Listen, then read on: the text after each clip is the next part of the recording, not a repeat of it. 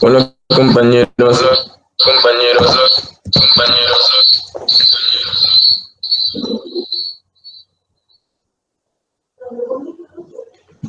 ¿Ya se alcanza a ver la presentación? Ya, Ok, gracias. Creo que ya no falta nadie. Bueno, lo que me faltaba a mí exponer fueron las fracturas de la extremidad distal del fémur. Yo había expuesto las de la parte diaficial y me faltaban estas de la epífisis distal. Y bueno, para empezar vamos a ver que la parte distal del fémur va a incluir la región supra e intercondil. Recordemos que en la extremidad inferior vamos a tener a los cóndilos y a la tróclea femoral, los cuales van a estar articulando con la rótula y con la tibia. Entonces esta región supracondilia, la región intercondilia, la misma metáfisis va a dirigirse también va a llegar a la región donde se lleva a cabo la articulación de la rodilla junto con la tibia, ¿sí? Lo más importante del extremo inferior del fémur, recuerden que pues es continuación prácticamente de la diáfisis, vamos a tener en la parte de la línea áspera que se divide en dos vertientes para formar esta fosa poplitea. A ver, un momento.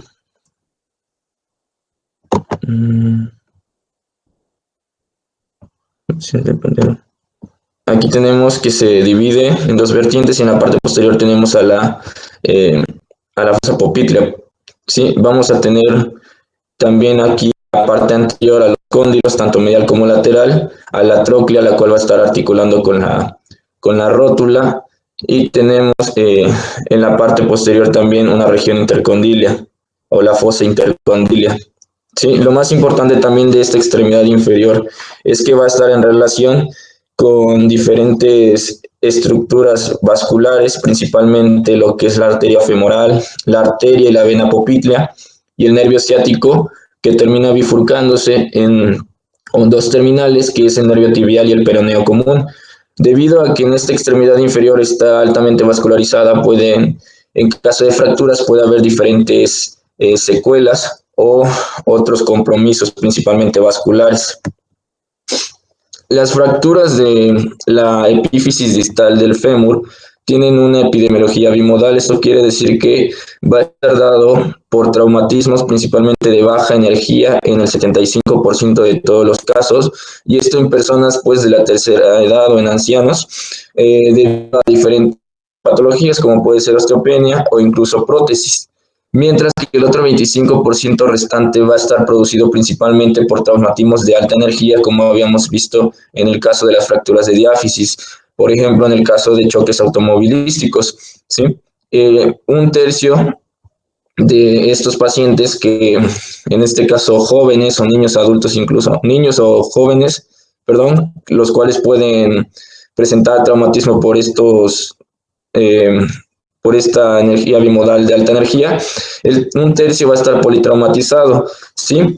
Y principalmente, pues aquí vemos lo de las diferentes clasificaciones de las fracturas que ya hemos visto a lo largo de todas las clases.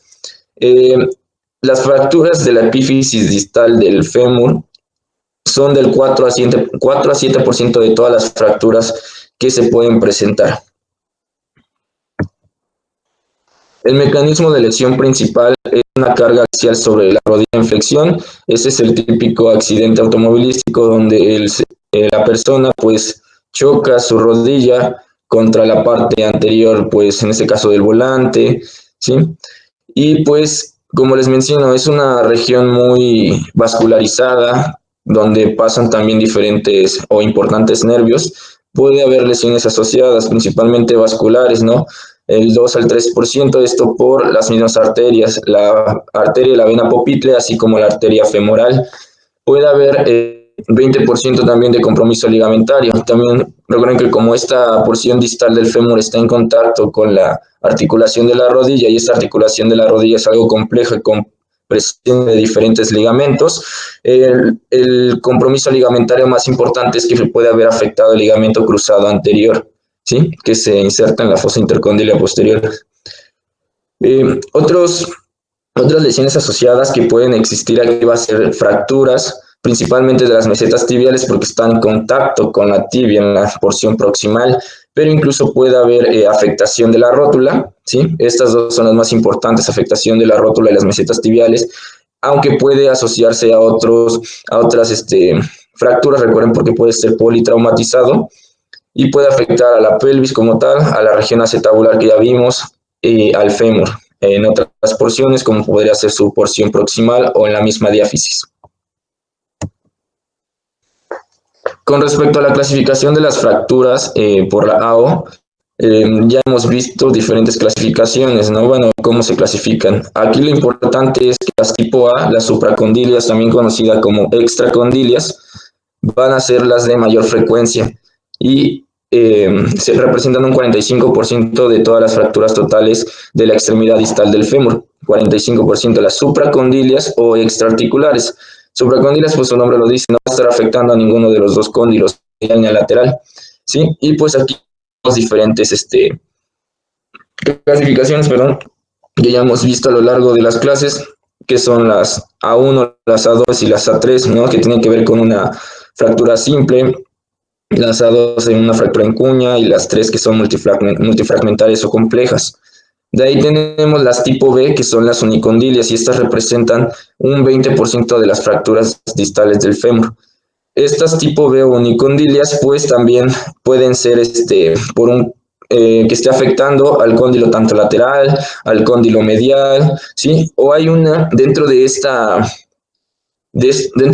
tipo de fracturas tipo B unicondilias, también conocidas como articulares parciales, creo que, no sé si lo pregunta el doctor, pero son yo creo que sí, es una fractura eh, muy representativa de este tipo, que es la tipo Hoffa, ¿sí? Que va a haber un trazo coronal, va a haber una fractura en uno de los cóndilos, principalmente a nivel posterior, y va a estar afectando, generando una ruptura con un trazo coronal. Ahorita lo vamos a ver en las siguientes imágenes para que podamos ver este tipo de fractura tipo B unicondilia o articular parcial, conocida como fractura tipo Hoffa.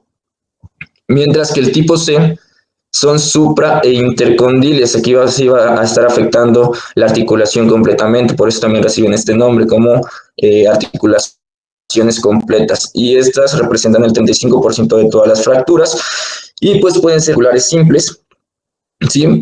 Puede afectar principalmente a la metáfisis. De ahí tenemos las articulares simples también, pero donde afecta la metáfisis completamente.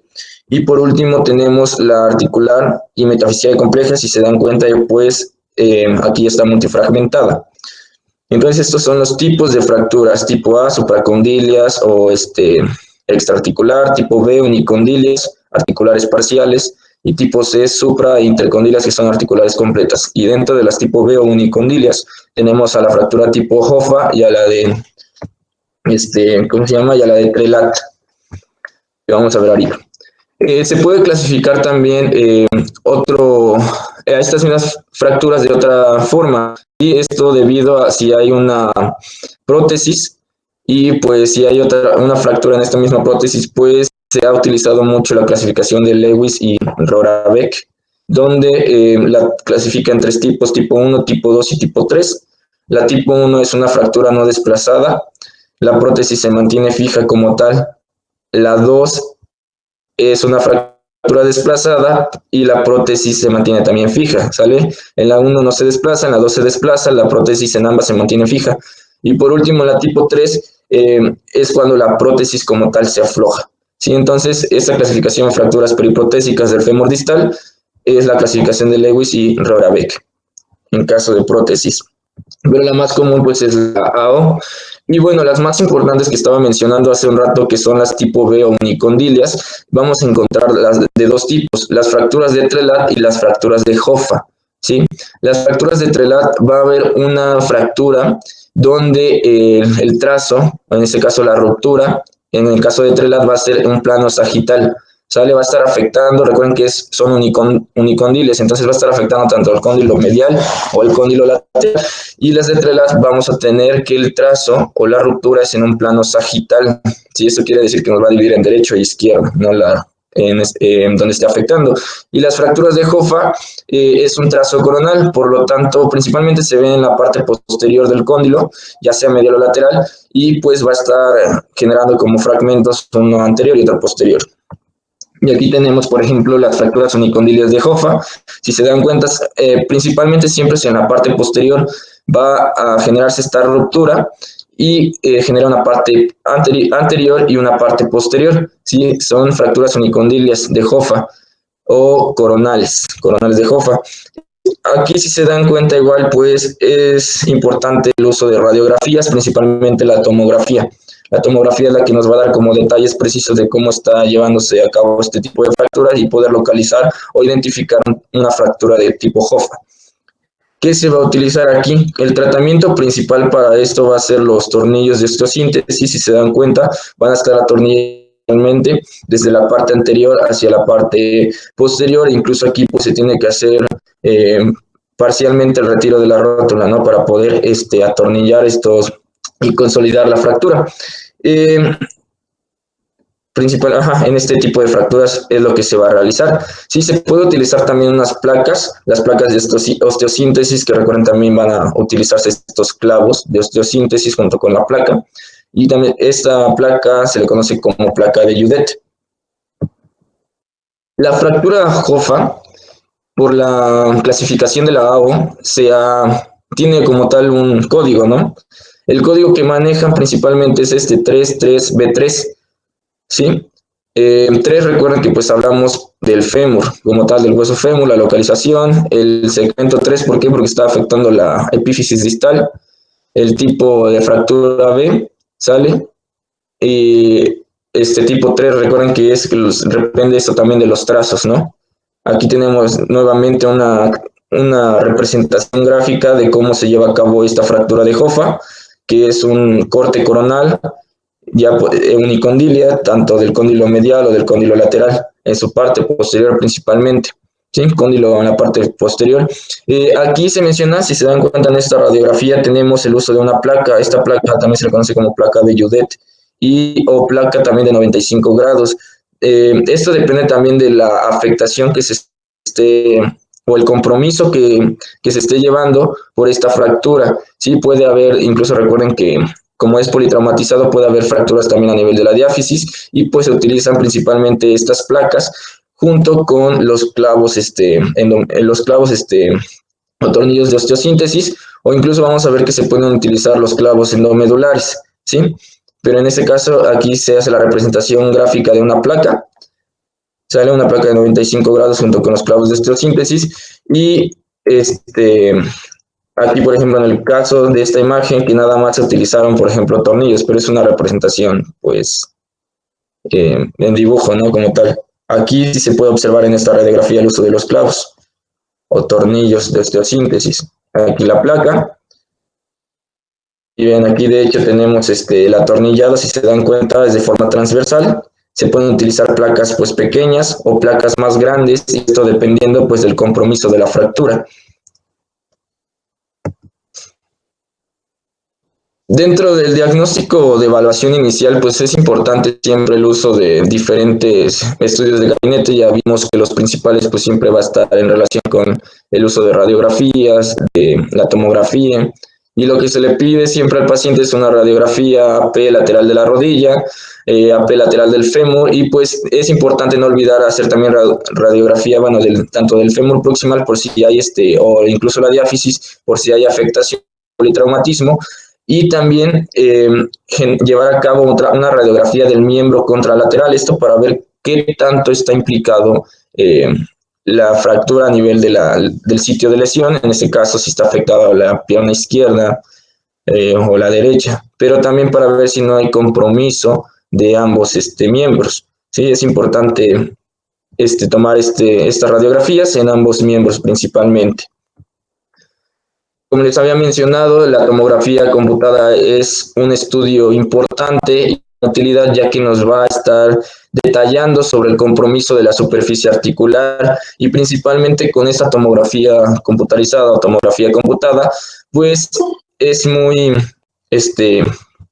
Se pueden detectar fácilmente las fracturas de tipo Hoffa, recuerden que son las de trazo coronal, las de Trelat son unicondiles también, pero son en un plano sagital, ¿sale? El tratamiento como tal, recuerden que vamos a tener un tratamiento conservador o ortopédico, tratamiento quirúrgico. Aquí el tratamiento conservador pues realmente es muy poco porque solamente se va a llevar a cabo en personas que realmente no puedan ser operables. Si este tratamiento conservador pues tiene diferentes manejos, desde la inmovilización enyesada, la tracción esquelética como la tracción transtibial, que vimos también la vez pasada, por ejemplo, en el caso de la tracción de Thomas y los diferentes mecanismos, dijo que no eran tan importantes, pero bueno, se puede llevar a cabo esta tracción esquelética también, o la fijación por medio de componentes externos, ¿sí? Este tratamiento conservador, como les menciono, solamente es para personas que médicamente son inoperables, ¿sí? ¿Qué otra cosa es importante de esto? Bueno, ¿tiene ventajas? Pues sí, pero realmente no tantas. Las ventajas es que pues, no va a requerir de anestesia el paciente y pues no se va a llevar a cabo la cirugía. Pero el problema de este tratamiento conservador ortopédico es que pues la inmovilización de la fractura va a ser insuficiente, por lo tanto va a haber más dolor, puede haber acortamiento y no va a haber una consolidación correcta, por lo cual puede haber diferentes secuelas, principalmente pseudoartrosis, ¿sale? Por eso no es tan viable este tratamiento conservador, pero se lleva a cabo en este caso en pacientes que realmente no son operables. Y aquí les tengo, bueno, la reducción por medio de la tracción transtibial, que es como uno de los componentes del tratamiento ortopédico que se puede realizar. Y la mayoría de todas las fracturas del extremo distal del fémur pues van a ser quirúrgicas, el tratamiento va a ser quirúrgico, ¿sí? Vamos a tener diferentes indicaciones que son las de que aparecen aquí en la tablita. Estas indicaciones absolutas generalmente pues habla de que este tratamiento quirúrgico se va a llevar a cabo en fracturas intraarticulares desplazadas, en fracturas expuestas, cuando compromiso vascular sale recuerden, por la misma irrigación, por la arteria femoral, por la arteria popitlea, la misma vena, o incluso también por cuando hay afectación del nervio ciático, principalmente del tibial o del peroneo común. ¿Sí? Cuando hay rodilla flotante, eso quiere decir que hay compromiso de la patela, ¿sí? O cuando hay compromiso bilateral. Este es bueno, el tratamiento que se tiene que realizar y este tratamiento quirúrgico, bueno, son las indicaciones. ¿Y qué técnicas tenemos? Principalmente tenemos técnicas quirúrgicas que ya hemos visto en otros tipos de fracturas, como son los fijadores externos, el uso de los clavos, de los tornillos de osteosíntesis, al igual que las placas, ¿sí? Las mismas placas, los tornillos, los clavos, y los clavos endomedulares, que es lo que hemos visto a lo largo de todas estas fracturas, ¿sale? Entonces son las técnicas quirúrgicas que se emplean, la misma fijación externa, los implantes de ángulo fijo que comprende a los clavos, a los tornillos y a las mismas placas de osteosíntesis. Y otra opción son los clavos endomedulares, ya pueden ser retrógrados, anterógrados o los clavos elásticos de Ender. Aquí principalmente se utilizan más los retrógrados, en este caso de fracturas. Tenemos, por ejemplo, aquí, si se dan cuenta, esta es un clavo, una placa de 95 grados, que es como la que vimos en las imágenes pasadas. Y recuerden que también se le conoce como placa de Judet. Y estas, pues, depende la longitud, ¿no? El tramo que esté afectando a nivel diáfisis o incluso el compromiso de la diáfisis, pues las placas van a ser más grandes o más pequeñas. ¿Sí? Estas placas de osteosíntesis, recuerden, se utilizan los tornillos o los clavos también para poder fijar la fractura y llevar a cabo una consolidación correcta. Tenemos estas mismas, bueno, recuerden que las placas, pues, generalmente lo que permiten es una osteosíntesis, una consolidación correcta, y eso es lo que les mencionaba que se conoce como placa de Judet, que es lo mismo. En el caso de las fracturas agudas, cuando ya, si se dan cuenta, hay politraumatismo, hay segmentos multifragmentarios. En el caso de los pacientes inoperables, recuerden que se va a llevar a cabo la tracción, ¿sale? La tracción transtibial, que es el tratamiento ortopédico. E incluso aquí se menciona que pues el tratamiento principal es esta misma tracción y después se enyesa. Pero recuerden que puede haber muchas secuelas, pero ese es en el caso de pacientes que realmente no puedan ser operables. Y tenemos por último la introducción de los clavos endomedulares, principalmente retrógrados. En estas radiografías pues, se alcanza a observar cómo el clavo se va introduciendo. Entra por la parte pues, inferior o en el extremo distal del fémur, a nivel de la articulación de la rodilla, y lo que se hace es estabilizar, ¿no? Estabilizar la misma fractura, estabilizar el hueso, para poder, en este caso con el clavo retrógrado, se introducen también tornillos en ambas extremidades para poder fijar correctamente. Sí, recuerden que también este clavo endomedular pues, es osteosintético, formado de titanio principalmente, y pues nos ayuda a llevar a cabo una buena consolidación. ¿Sí? Los clavos endomedulares, principalmente retrógrados. Y esto pues nos permite, recuerden, los componentes biomecánicos de las fracturas, y lo que se hace, lo que se quiere generar aquí es una movilización precoz para que pues el paciente no pierda tanta movilidad, o en este caso afectación a nivel de la articulación de la rodilla. Y bueno, compañeros, eso sería todo. No sé si tengan alguna duda.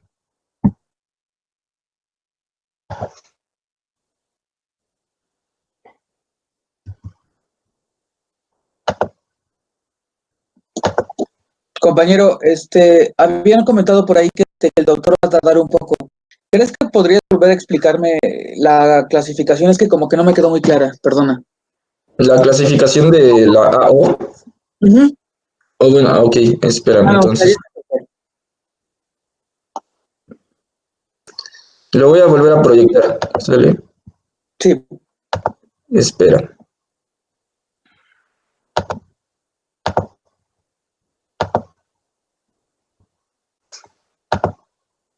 ¿Ya se ve de nuevo la presentación? Ya.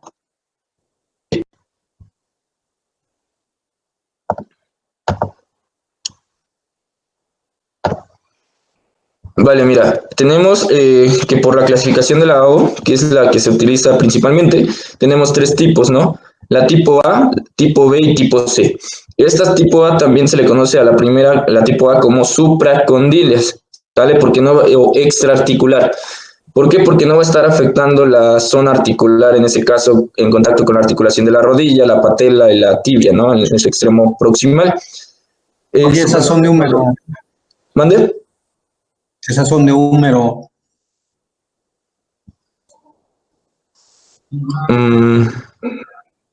Sí. Pero sí cambia un poquito porque no, sí cambia. Sí, sí, si no cambiara, no decía nada, pero sí cambia, sobre todo en las de plano sagital.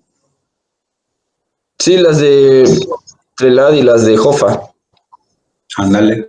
Ajá, sí, bueno. A ver, explícales a ellos una fractura de Jofa, ¿cuál es? Explícales. Sí, ya se las expliqué hace un momento, ahorita la vuelvo a explicar. Aquí está. Recuerdan que les mencioné que tenemos las tipo B, que son unicondilias o articulares parciales. ¿Por qué unicondilias o articulares parciales? Porque va a estar afectando a un solo cóndilo, ya sea el cóndilo medial, cóndilo lateral. Y les mencioné que en este tipo B o articulares parciales tenemos dos tipos de fracturas importantes que se manejan, que es las de tipo Jofa y las de tipo trelar.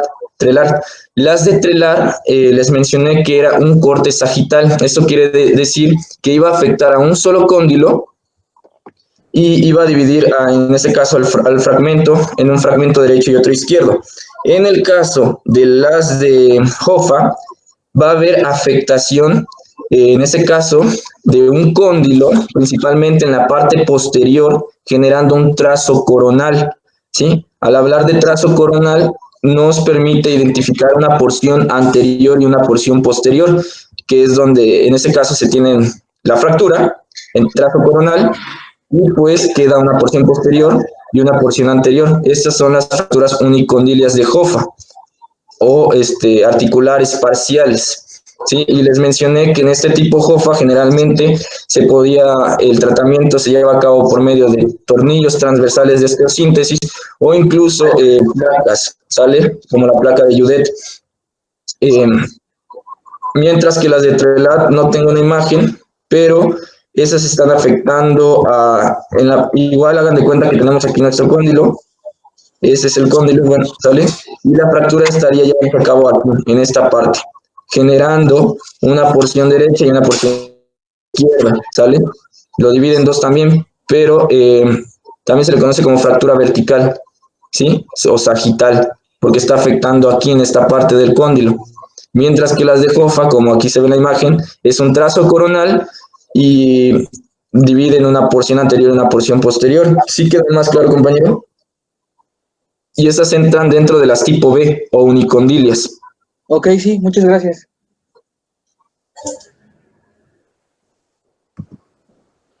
¿Sale? Y bueno, les había mencionado también esto, lo de la fractura de Hoffa por la AO. Se menciona que su código es 33B3, sale que ya habíamos visto que es, por ejemplo, el 3 que corresponde al fémur, el 3 que corresponde al segmento en este distal, sí, el tipo de fractura, pues B3 que ya hemos visto, pues con respecto a las otras fracturas.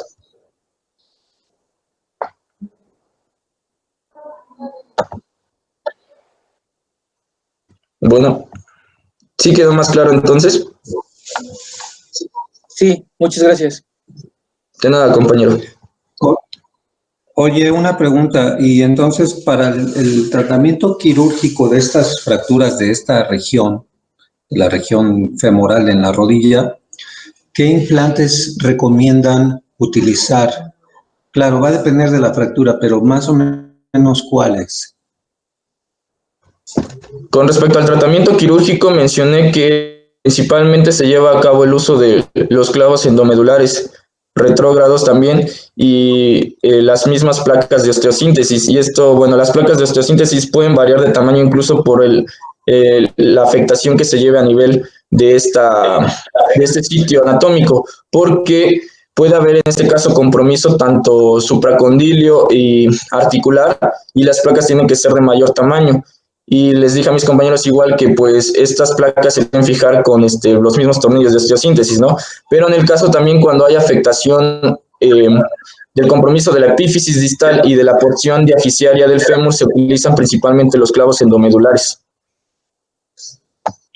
Claro, cuando es una fractura sin proceso articular, el idóneo es el clavo centromedular, pero vía retrógrado. Retrógrado es que lo metas por la rodilla hacia arriba, hacia el fémur. Eso es retrógrado.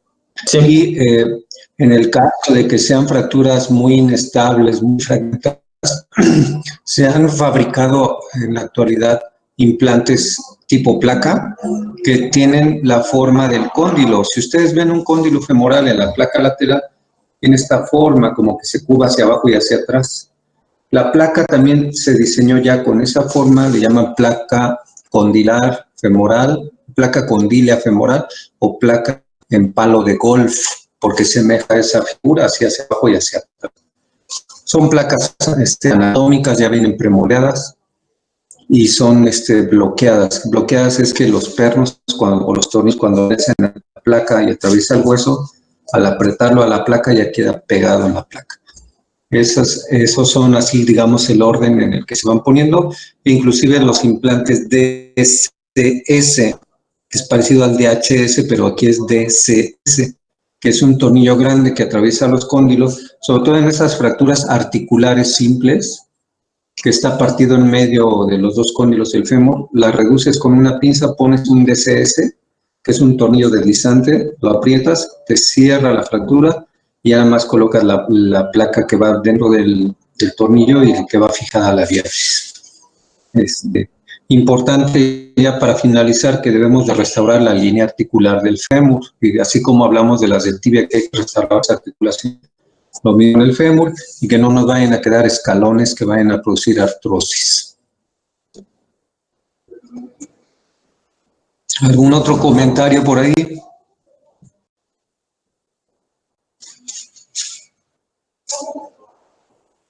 Bueno, ok. El día de mañana vamos a revisar fracturas de tobillo para que se pongan a estudiar. ¿Quién lo va a exponer?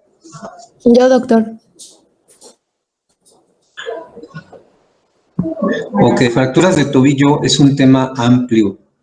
Debes de abarcar una revisión rápida de la anatomía del lado medial y del lado lateral. Debes de presentarnos la clasificación de las fracturas de tobillo.